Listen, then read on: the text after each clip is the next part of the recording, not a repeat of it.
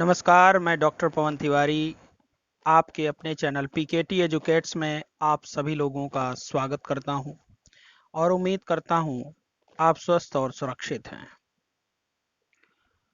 आज मैं आपके सामने आधुनिक भारत के इतिहास से संदर्भित ब्रिटिश शासन का भारतीय अर्थव्यवस्था पर प्रभाव का दूसरा भाग लेकर हाजिर हूं। इससे पहले कि हम इस भाग के महत्वपूर्ण प्रश्नों की तरफ आगे बढ़ें, मेरी आपसे गुजारिश है कि टेलीग्राम पर हमारा अपना पब्लिक चैनल पीकेटी एजुकेट्स के नाम से है।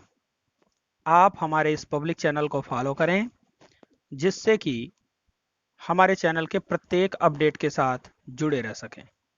तो आइए बढ़ते हैं आज के अपने पहले प्रश्न की तरफ।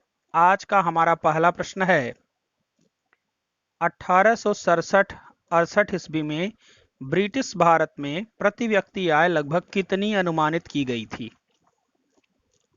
विकल्प ए है 20 रुपए, बी है 30 रुपए, सी है 18 रुपए और डी है 62 रुपए। इसमें आपका सही जवाब है विकल्प ए 20 रुपए। वास्तव में आजादी के पहले जो एक अनुमानित प्रति व्यक्ति आय थी उस पर सबसे पहले दादा भाई नौरोजी ने अनुमान लगाया था।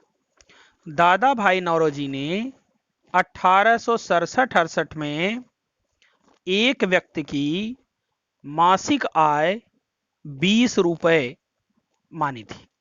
माने प्रति व्यक्ति की मासिक आय 20 रुपए मानी थी। उसके बाद लॉर्ड कर्जन ने 1901 ईस्वी में प्रति व्यक्ति मासिक आय 30 रुपए मानी।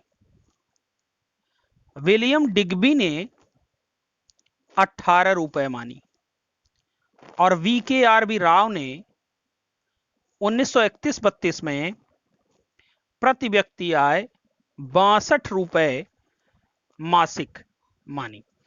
तो ये वो महत्वपूर्ण लोग थे जिन लोगों ने प्रति व्यक्ति आय के संदर्भ में अपना अनुमान लगाया। तो 1867-68 में दादा भाई नौरोजी ने एक व्यक्ति की मासिक आय 20 रुपए आंकी थी। तो ये 1867-68 में दादा भाई नौरोजी ने सबसे पहले प्रति व्यक्ति का आय का अनुमान लगाया था। उसके पहले किसी ने इसके बारे में सोचा नहीं था। तो विकल्प ए आपका यहां पर सही है।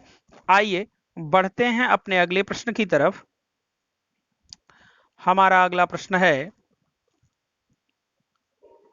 ईस्ट इंडिया एसोसिएशन की बैठक में सर्वप्रथम भारतीय धन के बहिर्गमन का सिद्धांत किसने प्रस्तुत किया? विकल्प ए है लॉर्ड कर्जन, बी है दादा भाई नौरोजी, सी है विलियम डिग्बी और डी है VKRB राव। इसमें आपका सही जवाब है विकल्प बी दादा भाई नौरोजी ने। भारत की बढ़ती हुई निर्धनता की कीमत पर अपने को संपन्न बनाने के लिए ब्रिटेन द्वारा भारत के कच्चे माल, संसाधनों और धन को निरंतर लूटा खसोटा जा रहा था और इसी को दादा भाई नौरोजी ने और राणा डे जैसे राष्ट्रविदों ने धन के बहिर्गमन या निष्कासन की संज्ञा दी थी। तो भारतीय धन के बहिर्गमन की ओर लोगों का ध्यान आकर्षित करने के लिए इस दिशा में प्रथम प्रयास दादा भाई नौरोजी ने किया। उन्होंने 2 मई 1867 को लंदन में आयोजित ईस्ट इंडिया एसोसिएशन की बैठक में अपने पेपर, जिसका शीर्षक था इंग्लैंड्स डेट टू इंडिया, को पढ़ते हुए पहली बार धन के बहिर्गमन सिद्धांत को प्रस्तुत किया था। बाद में दादा भाई ने अपने कुछ अन्य निबंधों के माध्यम से इस धन के बहिर्गमन सिद्धांत को और ज्यादा व्याख्यायित किया, और इनके द्वारा लिखे गए अन्य जो प्रमुख निबंध थे उसमें था poverty and un British rule in India, जो 1867 ईस्वी में उन्होंने लिखा। दूसरा the wants and means of India, ये 1870 में उन्होंने लिखा। On the commerce of India 1871 में उनके द्वारा लिखा गया। लेकिन सबसे पहला जो लेख उन्होंने लिखा था वो क्या था? England's debt to India. जी हां, तो विकल्प बी आपका यहां पर सही है। ईस्ट इंडिया एसोसिएशन की बैठक में सर्वप्रथम भारतीय धन के बहिर्गमन का सिद्धांत किसने प्रस्तुत किया था? दादा भाई नौरोजी ने किया था। विकल्प बी आपका यहां पर सही है। आइए बढ़ते हैं अपने अगले प्रश्न की तरफ। हमारा अगला प्रश्न है, इंडिया टुडे किसकी पुस्तक है?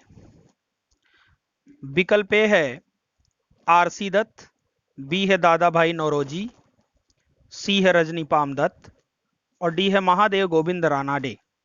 इसमें आपका सही जवाब है विकल्प सी, रजनी पामदत्त। रजनी पामदत्त की पुस्तक इंडिया टुडे में भारत में ब्रिटिश उपनिवेशिक काल के विभिन्न चरणों का उल्लेख मिलता है। तो इस वजह से भी यह पुस्तक बहुत ज्यादा ख्यातिलब्ध रही। तो इंडिया टुडे किसकी पुस्तक है? रजनी पामदत्त की पुस्तक है। विकल्प सी आपका यहां पर सही है। आइए आगे बढ़ते हैं अपने अगले प्रश्न की तरफ।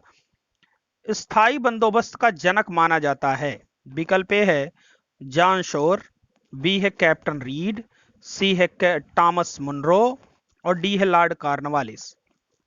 इसके पहले वाले वीडियो में हम लोगों ने स्थायी बंदोबस्त आदि के बारे में विस्तृत चर्चा किया था।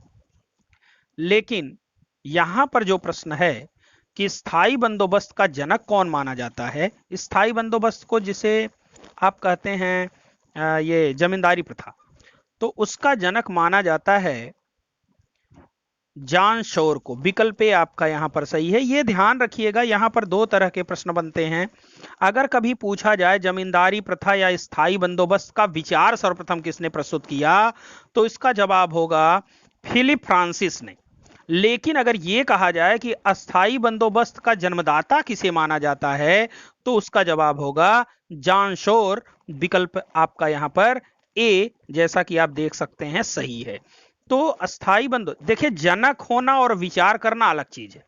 जनक वह होता है जो किसी चीज का प्रवर्तन करता है, मतलब उसे क्रियान्वित करता है। विचार प्रस्तुत करना अलग की चीज है। मैं अगर किसी चीज के बारे में परिकल्पना कर लूं तो मैं विचारक हूं, लेकिन अगर मैंने उस चीज को क्रियान्वित कर दिया, उस चीज को लागू कर दिया, तो इसका मतलब सबसे पहली बार अगर मैंने ऐसा किया है तो इसका मतलब मैं जनक हो गया। तो ध्यान रखिएगा, जनक और विचारक ये अलग अलग चीजें हैं। तो स्थायी बंदोबस्त का जनक किसे माना जाता है? जॉन शोर को माना जाता है। विकल्प ए आपका यहां पर सही है। आइए बढ़ते हैं अपने अगले प्रश्न की तरफ। हमारा पांचवा प्रश्न है, स्थायी बंदोबस्त का विचार किसने प्रस्तुत किया? अभी अभी इसके पहले वाले प्रश्न पर चर्चा करते समय मैंने इस पर भी बात किया था कि सॉरी, स्थायी बंदोबस्त का विचार सर्वप्रथम किसने प्रस्तुत किया था? विकल्प ए है फिलिप फ्रांसिस, बी है आरसी दत्त, सी है जॉन सुल्विन और डी है विलियम डिग्बी। यहां आपका सही जवाब है विकल्प ए, फिलिप फ्रांसिस ने सबसे पहले स्थायी बंदोबस्त का विचार प्रस्तुत किया था। आइए बढ़ते हैं अपने अगले प्रश्न की तरफ। ब्रिटिश भारत में धन के बहिर्गमन को किसने एक बहते हुए घाव के समान बताया है? विकल्प ए है दादा भाई नौरोजी, बी है आरसी दत्त, सी है गोपाल कृष्ण गोखले और डी है कार्ल मार्क्स। तो इसमें आपका सही जवाब है विकल्प बी, आरसी दत्त ने। जी हां, आरसी दत्त का पूरा नाम है रमेश चंद्र दत्त और इन्होंने अपनी पुस्तक इकोनॉमिक हिस्ट्री ऑफ इंडिया में धन के बहिर्गमन को एक बहते हुए घाव के समान बताया है। तो विकल्प बी आपका यहां पर सही है। आइए बढ़ते हैं अपने अगले प्रश्न की तरफ। इकोनॉमिक हिस्ट्री ऑफ इंडिया पुस्तक के लेखक हैं। अभी अभी ऊपर के प्रश्न पर चर्चा करते समय मैंने आपको बताया था कि इकोनॉमिक हिस्ट्री ऑफ इंडिया पुस्तक के लेखक कौन है। विकल्प ए है वी के आर वी राव, बी है आरसी दत्त, सी है दादा भाई नौरोजी और डी है थॉमस हॉलैंड। इसमें आपका सही जवाब क्या होगा? विकल्प बी होगा, आरसी दत्त। जी हाँ, आरसी दत्त ने ही इकोनॉमिक हिस्ट्री ऑफ इंडिया पुस्तक लिखी है। आइए बढ़ते हैं अपने अगले प्रश्न की तरफ। हमारा अगला प्रश्न है, धन के बहिर्गमन सिद्धांत को सर्वप्रथम दादा भाई नौरोजी ने अपने किस लेख में प्रस्तुत किया? विकल्प ए है India debt to England, B है on the commerce of India, C है the wants and means of India और डी है poverty and un British rule in India. ऊपर के प्रश्नों को हल करवाते समय मैंने आपको यह बताया था कि दादा भाई नौरोजी ने सबसे पहले अपने लेख इंडिया डेट टू इंग्लैंड में धन के बहिर्गमन सिद्धांत को प्रस्तुत किया था। तो विकल्प ए आपका यहां पर सही है। आइए बढ़ते हैं अपने अगले प्रश्न की तरफ। हमारी व्यवस्था बहुत कुछ स्पंज की तरह काम करती है, उसके जरिए गंगा तट से सारी अच्छी चीजों को सोख लिया जाता है और टेम्स नदी के किनारे लाकर उसे निचोड़ा जाता है। यह कथन किसका है? विकल्प ए है जॉन सल्विन, बी है लॉर्ड कॉर्नवालिस, सी है लॉर्ड कर्जन और डी है विलियम डिग्बी। तो इसमें आपका सही जवाब है जॉन सल्विन। जी हां, जॉन सल्विन का कथन है ये, जिसने, आप जानते हैं, मद्रास का अध्यक्ष था यह, और उसने कहा था कि हमारी व्यवस्था बहुत कुछ स्पंज की तरह काम करती है, उसके जरिए गंगा तट से सारी अच्छी चीजों को सोख लिया जाता है और टेम्स नदी के किनारे लाकर उसे निचोड़ा जाता है। तो जॉन सल्विन का यह कथन है। और जॉन सल्विन कौन था? मद्रास का अध्यक्ष था। तो आइए बढ़ते हैं अपने अगले प्रश्न की तरफ। धन का यह निष्कासन नादिर शाह जैसे विदेशी आक्रांताओं के द्वारा की गई लूटपाट से भी अधिक घातक था। यह कथन किसका है? विकल्प ए है कार्ल मार्क्स, बी है दादा भाई नौरोजी, सी है आरसी दत्त और डी है गोपाल कृष्ण गोखले। इसमें आपका सही जवाब है विकल्प सी, यह कथन आरसी दत्त का है। और आरसी दत्त जी ने अपनी पुस्तक इकोनॉमिक हिस्ट्री ऑफ इंडिया में इस कथन का प्रतिपादन किया है। तो इस तरह से आज का हमने यह प्रैक्टिस सेट समाप्त किया और मुझे पूरी उम्मीद है कि इस प्रैक्टिस सेट में जितने भी प्रश्न मैंने हल करवाए हैं वो सारे प्रश्न आपके जुबान पर होंगे और किसी भी स्तर पर किसी भी तरह की परीक्षा में अगर पूछे जाएंगे तो आप जरूर कर पाएंगे। तो इसी के साथ ढेर सारी शुभकामनाएं देते हुए अब मैं आपसे लूंगा विदा। That's all, thanks to all of you.